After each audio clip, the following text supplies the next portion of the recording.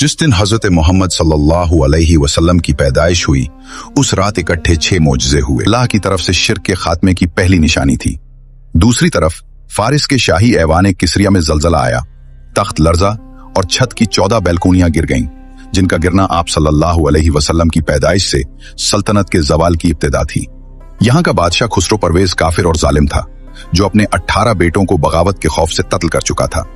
तीसरा मोजज़ा ये था कि ईरान की हजारों साल पुरानी सावा झील का सारा पानी रातों रात जमीन में जज्ब होकर मुकम्मल सूख गया, जो फारसी सल्तनत की दौलत और ताकत की अलामत थी। चौथा मोजज़ा ये था कि ईरान के बड़े मंदिर में एक खास आग जो 1000 साल से लगातार जल रही थी, अचानक बगैर पानी या हवा के बुझ गई।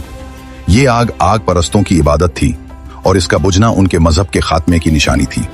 पांचवा मोजज़ा ये था, आसमान से चमकदार नूर बरसा और फरिश्ते जमीन पर उतरे।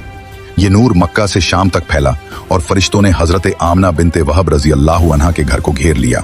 छठा मोजज़ा ये था, हजरत जिब्रील अलैहिस्सलाम तशरीफ लाए और हजरत आमना रजी अल्लाह अन्हा को खुशखबरी दी, ए आमना, तुमने दुनिया का सबसे बेहतरीन बच्चा जन्म दिया, उसका नाम मोहम्मद रखो।